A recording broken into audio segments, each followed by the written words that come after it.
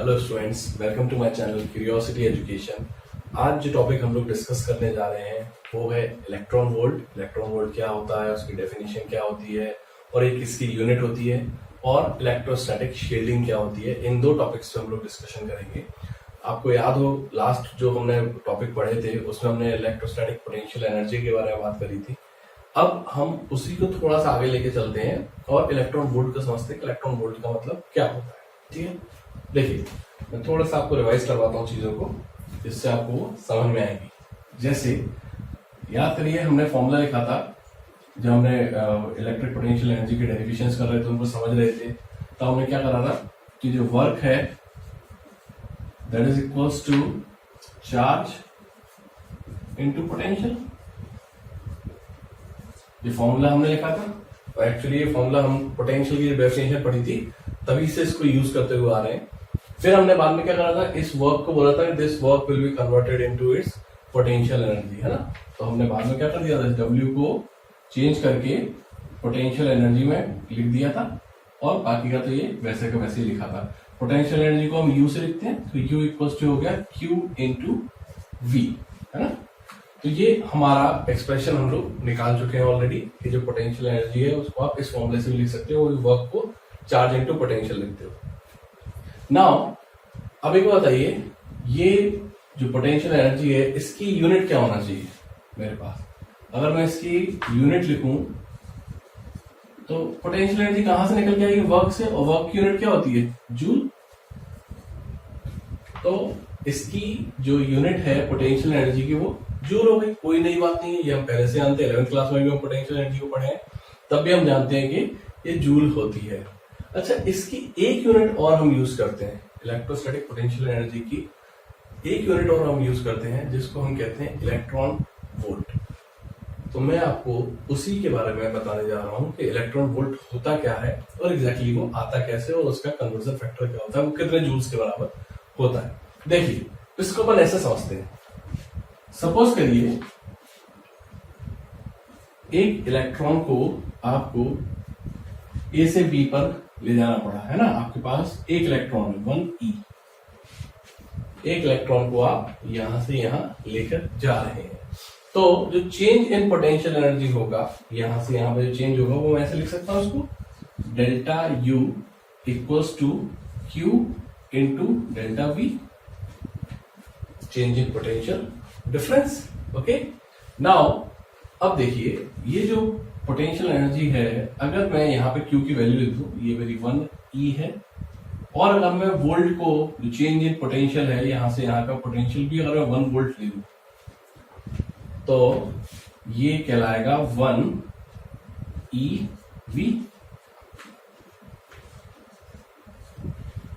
1eV, 1 electron volt. और इसकी value कितनी होती है ये भी निकाल लेते हैं। देखिए, 1 तो 1 ही लिखा है। इलेक्ट्रॉन की कितना होता है इलेक्ट्रॉन का चार्ज, 1.6 इंटू 10 की पावर माइनस 19, और यहां पे हमने जो V लिया है वो 1 लेके चले।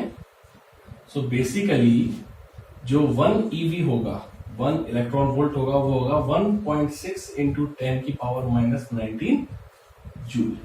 ये कन्वर्जन फैक्टर आपको याद रखना है कि जो 1 इलेक्ट्रॉन वोल्ट होता है वो होता है 1.6 इंटू 10 की पावर माइनस 19 जूल के बराबर होता है। तो पहली बात तो ये कि इलेक्ट्रॉन वोल्ट क्या होता है, electron volt is another unit of electrostatic potential energy. जब इलेक्ट्रोस्टैटिक पोटेंशियल एनर्जी की यूनिट लिखते हैं, जूल तो होती है क्योंकि पोटेंशियल एनर्जी वर्ड यूज कर रहे हैं, बट इसके हम एक अनदर यूनिट यूज करते हैं, वो होती है 1 इलेक्ट्रॉन वोल्ट। तो याद रखिएगा, जो इलेक्ट्रॉन वोल्ट जब भी वर्ड आएगा, जब भी इलेक्ट्रॉन वोल्ट वर्ड आएगा, याद रखिएगा ये एनर्जी से संबंधित है, या फिर आप इसको बोल सकते हैं ये वर्क से संबंधित है, क्योंकि वर्क और एनर्जी आपस में इंटर कन्वर्टेबल होती है। मैं इसलिए समझा रहा हूं ये, क्योंकि जब आप मॉडर्न फिजिक्स पढ़ेंगे तब आपको ये फिर से इलेक्ट्रॉन वोल्ट मिलेगा, है ना। तब आपको फिर आप कंफ्यूज आएंगे, अरे इलेक्ट्रॉन वोल्ट क्या होता है। तो कुछ नहीं होता, वो एनर्जी और वर्क की यूनिट होती है, ठीक है। तो ये कंसेप्ट ऑफ इलेक्ट्रॉन वोल्ट है। अगर आपको इसको लैंग्वेज में डिफाइन करना है तो आप क्या बोल सकते हो कि द एनर्जी, और you can see the potential energy gained or lost by an electron when potential difference of 1 volt is applied on it। समझ रहे बात को? जब ये यहां से यहां गया 1 वोल्ट के पोटेंशियल डिफरेंस पर, तब इसकी पोटेंशियल एनर्जी में क्या चेंज आया? या तो वो गेन होगी या लूज करेगा वो। तो वही बोल रहे हैं कि द गेन इन और loss of potential energy of an electron when potential difference of 1 volt is applied, ठीक है ना, तब जो चेंज आएगा वो हम 1 इलेक्ट्रॉन वोल्ट से बोलेंगे। और मैथमेटिकली हमने इसको ऐसे निकाला, इसका जो एक्सप्रेशन होता है 1 electron volt equals to 1.6 into 10 की पावर -19 जूल होता है। ओके, अच्छा इसमें ये तो मैंने लिखा ही है 1.6 इंटू 10 की पावर -19 जूल। कुछ और कन्वर्जन फैक्टर्स होते हैं, एक्चुअली कन्वर्जन फैक्टर्स तो नहीं होना चाहिए, कुछ बड़ी यूनिट्स और छोटी यूनिट्स हम इसमें करके लिखते हैं, लाइक किलो इलेक्ट्रॉन वोल्ट क्या होता है, मिलियन इलेक्ट्रॉन वोल्ट क्या होता है। तो ये जो टर्मिनोलॉजी है मैथ्स की, ये सभी जगह सेम चलती है। किलो का मतलब 10 की पावर 3 होता है, मिलियन का मतलब 10 की पावर 6 होता है, ठीक है ना। तो मैं आपको वो भी लिख देता हूं, आप इसको नोट कर लीजिएगा और ये आपके हर जगह काम आएगा कि क्या होता है और क्या नहीं होता है। चलिए तो देख लेते हैं इसको भी।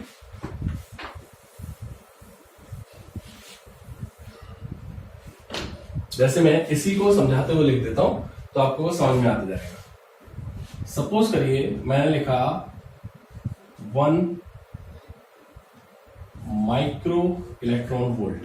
ये जो है ना, इसको मैं माइक्रो पढ़ता हूं, माइक्रो, ये म्यू का मतलब है माइक्रो।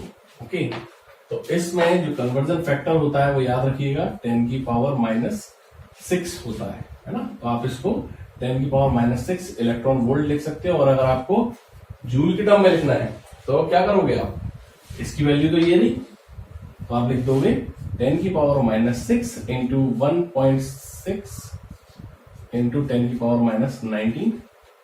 तो जब आप इसको सॉल्व करेंगे तो कितना हो जाएगा, 1.6 इंटू 10 की पावर -25 जूल। तो ये आपके 1 म्यू ईवी मतलब 1 माइक्रो इलेक्ट्रॉन वोल्ट की वैल्यू हो जाएगी। मैंने कुछ नहीं करा, बस मैंने ये जो कन्वर्जन फैक्टर इससे मल्टीप्लाई करता जा रहा हूं। अब मैं ये वापस से आपको सभी में सॉल्व करके नहीं दिखाऊंगा, मैंने एक में दिखा दिया है। बस मैं आपको अभी सारी चीजें बता रहा हूँ कि म्यू का मतलब कितना कन्वर्जन फैक्टर आता है और दूसरी चीजों का कितना आता है। तो नेक्स्ट अगर लिखा है, सपोज करिए 1 मिली इलेक्ट्रॉन वोल्ट, तो मिली जब आता है ना, इसको मिली कहते हैं, तो जो मिली आता है तो उसकी यूनिट होती है 10 की power -3 electron volt.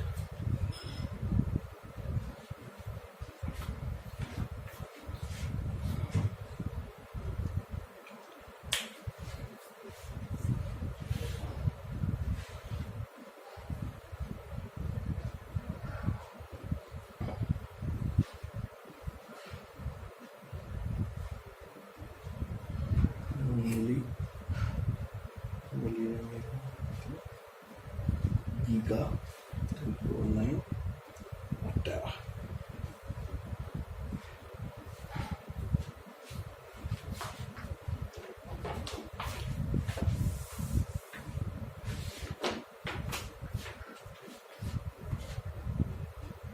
Next is 1 milli electron volt. इसको मैं लिख देता हूं मिली, ये बेसिकली मैंने इसके लिए लिखा है। और इसका कन्वर्जन फैक्टर होता है 10 की power -3 electron volt. Again I am saying कि यहाँ पे इलेक्ट्रॉन वोल्ट तो मैं अभी यहाँ पे लेके चल रहा हूँ, इसलिए लिख रहा हूँ। बाकी मेन चीज तो ये है ना, कहीं पर भी लिखा है, जरूरी नहीं इलेक्ट्रॉन वोल्ट पे, मिली वर्ड कहीं पर भी आ गया तो आपको उसको 10 की पावर -3 करना है, याद रखिए। माइक्रो वर्ड कहीं भी आ गया तो आपको उसको 10 की पावर -6 से मल्टीप्लाई करना है। ओके, सो दिस इज मिली। मैं जो फ्रीक्वेंटली यूज्ड यूनिट्स होती हैं मैं उनको लिख रहा हूँ, जो कन्वर्जन फैक्टर्स है फ्रीक्वेंटली।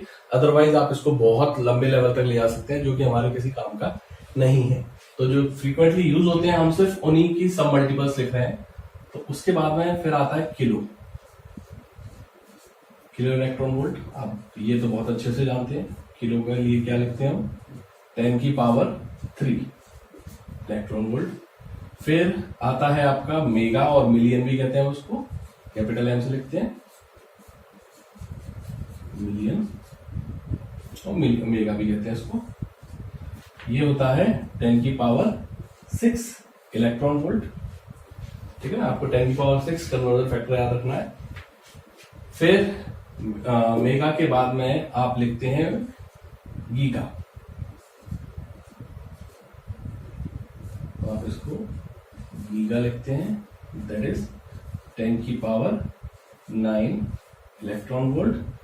और कभी कभी हम लोग टेरा का भी यूज कर लेते हैं, जिसको हम टेरा कहते हैं। ये जी का मतलब ये है, टी का मतलब, और ये होता है 10⁻12 इलेक्ट्रॉन वोल्ट।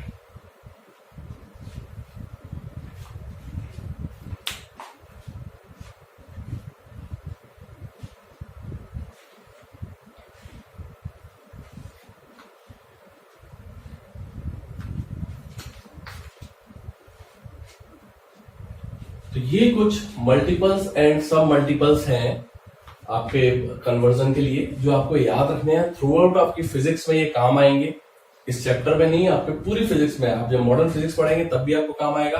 अब इसी चैप्टर में जब हम कैपेसिटेंस पढ़ेंगे तो आप मोस्ट ऑफ टाइम ये वाला वर्ड जो है सिंबल है, इसको आप बार बार देखेंगे।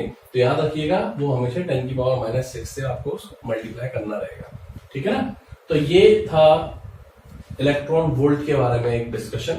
अक्सर स्टूडेंट इसको लेकर कंफ्यूज रहते हैं कि इलेक्ट्रॉन वोल्ट क्या होता है, किसकी यूनिट होती है, कैसे निकालते हैं, क्या कन्वर्जन फैक्टर्स हैं। तो मैंने मैंने सोचा कि इस टॉपिक को मैं अलग से ही डील करता हूँ, सो दैट आपको क्लियर रहेगा, क्योंकि मॉडर्न फिजिक्स में भी आपको ये फिर से मिलेगा ये सारी चीजें जो है, और अभी भी आपको मिलेंगी इसे, ठीक है ना। Now the next topic is electrostatic shielding, ठीक है। अब हम इलेक्ट्रोस्टैटिक शील्डिंग के बारे में पढ़ते हैं कि इलेक्ट्रोस्टैटिक शील्डिंग क्या होती है।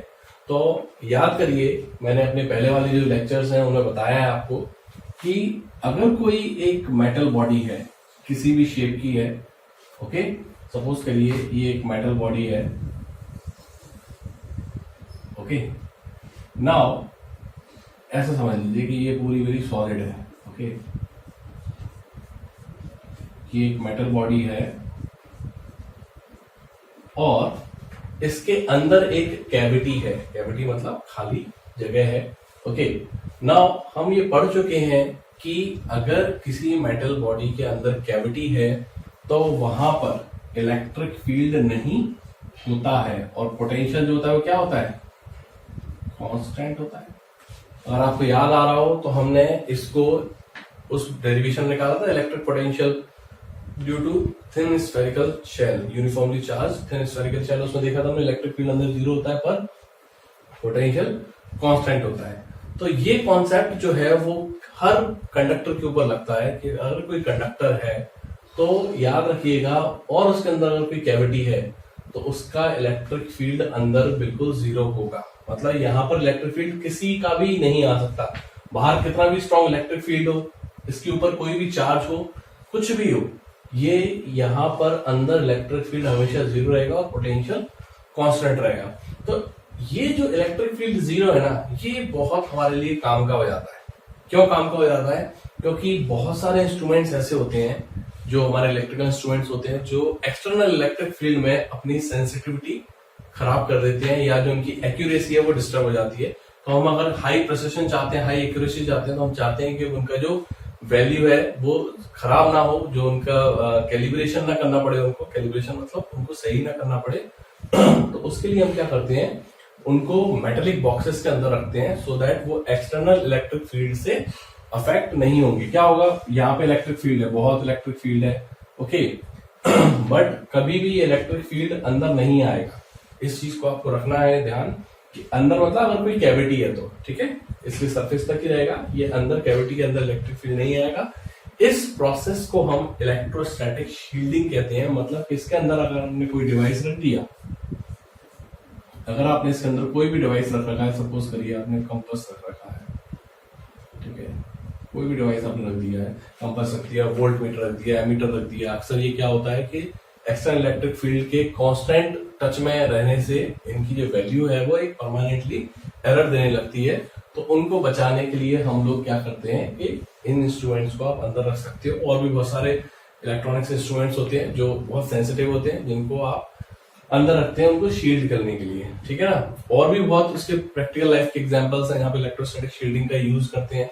क्या यूज करते हैं, आपने सुना होगा कि जब थंडरस्टॉर्म आता है, जब बिजली कड़क रही होती है ना, तो आपको क्या रहता है, अगर आप सपोज करिए अपने कार में हैं तो आपको अपनी कार के अंदर ही रहना चाहिए, ठीक है। आपको निकल के बाहर ओपन ग्राउंड या पेड़ के पास में नहीं जाना चाहिए। क्यों नहीं जाना चाहिए? देखिए, सपोज करिए ये आपकी कार है,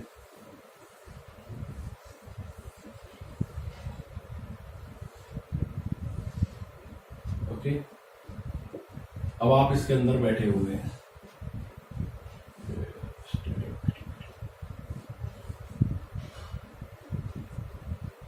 मान लीजिए कि आप ये बैठे हुए हैं ऐसे, ओके।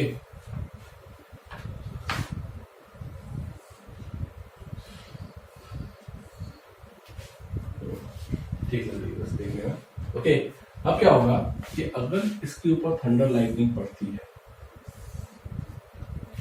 तो क्या होगा कि ये मेटेलिक सरफेस है और इसके अंदर वाला पार्ट कुछ इस तरीके से बिहेव कर रहा है कैविटी की तरह, तो ये जो लाइट पड़ेगी ये अंदर नहीं आएगी। मतलब कि आप अगर अंदर बैठे हैं तो आपको जो शॉक है वो नहीं लगेगा, ये पूरी लाइट जो है यहाँ से बह के निकल जाएगी। बेसिकली यहाँ पर जो अंदर इंसान बैठा हुआ है उसको शॉक नहीं लगेगा, वो इलेक्ट्रोस्टैटिकली शील्डेड रहेगा, क्योंकि हम जानते हैं कि किसी भी मेटल बॉडी के अंदर जो कैविटी होती है वहां पर इलेक्ट्रिक फील्ड नहीं होता। तो इस तरीके से आप खुद को भी प्रोटेक्ट कर सकते हैं। याद रखिए स्टूडेंट्स, फिजिक्स जो है वो बहुत प्रैक्टिकल है। आप अपने रियल लाइफ में आपके अराउंड आप बहुत सारे एग्जांपल्स देखेंगे जिनको आप जो पढ़ रहे हैं, अभी कंटेंट पढ़ रहे हैं, उससे आप कनेक्ट कर सकते हैं। तो आपको जितना आप कनेक्ट करके पढ़ेंगे आपको पढ़ने में उतना ज्यादा मजा आएगा, ठीक है। फिजिक्स की यही स्पेशलिटी है कि आप उसको फील कर सकते हैं, है ना, आपको वो होते हुए दिख रही होती है। और जो सब्जेक्ट्स हैं, केमिस्ट्री हुआ, बायोलॉजी हुआ, वो भी इंपॉर्टेंट है, बट वो इंटरनली हो रहे होते हैं, रिएक्शंस हो रही होती है जो कि आप अंदर जाकर नहीं देख सकते एग्जैक्टली क्या हो रहा है, ठीक है ना। तो आप उसको इतना कनेक्ट नहीं कर पाते जितना फिजिक्स को कनेक्ट कर लेते हैं, क्योंकि आपको रियल लाइफ में वो सारे चेंजेस होते हुए दिख रहे होते हैं, ठीक है ना। So this is one of those concepts, electrostatic shielding very important concept है और आई थिंक आपको ये समझ में भी आया होगा। एक क्विक रिकैप दे देता हूँ। Electrostatic shielding is basically it is a phenomena in which you shield sensitive instruments, ठीक है ना, from being affected by external electric field by putting them into cavity of any conductor, okay। अच्छा, एक चीज और याद रखिएगा, ये जो कैविटी है ना, कई बार हम इसको एक और नाम से बोलते हैं, फैराडेज केज। ये जो कैविटी है जहां पर इलेक्ट्रिक फील्ड जीरो रहता है, उस वाले पार्ट को हम फैराडेज केज के नाम से भी जानते हैं, ठीक है। तो इसको याद रखिएगा। तो देखिए, बाहर कितने भी चार्ज पड़े हो, कुछ भी पड़ा हो, वो यहां तक आएगा पर अंदर नहीं जा पाएगा। मतलब ये जो है ये बॉर्डर की तरह वर्क कर रहा है, ये अंदर नहीं आने दे रहा है इलेक्ट्रिक फील्ड को, ठीक है ना। तो this is called electrostatic shielding. अब मेरा आपसे एक क्वेश्चन है, ठीक है। मेरा क्वेश्चन ये है कि मैंने अभी बोला कि ये बॉर्डर की तरह वर्क कर रहा है, मतलब क्या कि यहां से जो इलेक्ट्रिक फील्ड आया वो यहां तक तो आया पर अंदर नहीं जा पाया, ठीक है ना। अब एक बात आइए, अगर मैं इस केस को रिवर्स कर दूं मतलब मैं ऐसा कर दूं,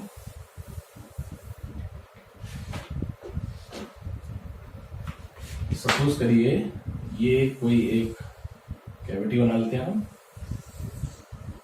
ओके। ये भाई सॉलिड है। अब मैंने अगर इसके अंदर एक चार्ज रख दिया, क्यू चार्ज, जैसे इलेक्ट्रिक फील्ड यहां तक आके खत्म हो जा रहा था, अंदर नहीं जा पा रहा था, इसका क्या होगा? इससे जो इलेक्ट्रिक फील्ड प्रोड्यूस होगा उसका क्या होगा? क्या वो इलेक्ट्रिक फील्ड यहां तक जाएगा और खत्म हो जाएगा इस तरीके से, और बाहर जो इंस्ट्रूमेंट रखा है या बाहर जो भी है वो इसके इलेक्ट्रिक फील्ड से अफेक्ट नहीं होंगे। इलेक्ट्रोस्टैटिक शील्डिंग का कॉन्सेप्ट अगर लगाए, ये बॉर्डर मिल गया उसको, तो ये उसको उस तरफ नहीं जाने देगा, ठीक है ना। तो क्या मैं ये बोल सकता हूं कि इसका इलेक्ट्रिक फील्ड सिर्फ यहां तक होगा? मतलब कि यहां वाला जो आया वो यहां पे रुक गया क्योंकि इसने इसको अंदर नहीं जाने दिया, और जो अंदर था उसको बाहर नहीं जाने दिया। क्या मैं ऐसा कह सकता हूं? मैं आपका आंसर सुनना चाहता हूं। अगर कोई कह रहा है कि yes this is correct, then ये गलत है। याद रखिएगा, इलेक्ट्रोस्टैटिक शील्डिंग में बाहर से अंदर एंट्री नहीं है, ठीक है ना। इनकमिंग बंद है पर आउटगोइंग हमेशा चालू है। ऐसा नहीं होगा कि यहां के बाद में ये यहीं पर खत्म हो जाएगा, ये आगे भी जाएगा, ठीक है ना, और सरफेस का नॉर्मल निकलेगा ये। ओके, तो आप ऐसा नहीं कर सकते कि आपने यहां रख दिया तो अब ये तो मेटेलिक सरफेस मिल गई और ये यहाँ पे जाके अपने जो इंस्ट्रूमेंट्स है वो सेव हो जाएंगे। नहीं, अंदर वाला चार्ज अपना इलेक्ट्रिक फील्ड प्रोड्यूस करेगा बाहर, पर बाहर वाला जो चार्ज है वो अंदर इलेक्ट्रिक फील्ड नहीं दे पाएगा अपना। तो इस कॉन्सेप्ट को बहुत अच्छे से समझ लीजिए कि इलेक्ट्रोस्टैटिक शील्डिंग में आप एक्सटर्नल इलेक्ट्रिक फील्ड से प्रोटेक्ट करते हैं, अंदर वाले से आप बाहर वाले को प्रोटेक्ट नहीं कर पाएंगे। ठीक है, आई होप आपको ये अच्छे से समझ में आएगा। तो हमने इलेक्ट्रॉन वोल्ट को डिस्कस करा, इलेक्ट्रॉन वोल्ट क्या होता है, उसकी यूजेबिलिटी क्या है, उसके सब मल्टीपल्स को भी डिस्कस करा, प्लस हमने इलेक्ट्रोस्टैटिक शील्डिंग को डिस्कस करा कि क्या होता है एग्जैक्टली और उसकी प्रैक्टिकल लाइफ में क्या यूजेस है। अगर आपको ये वीडियो अच्छा लगा then please like, share and subscribe to our channel and press the bell icon to get the latest notifications. Thank you.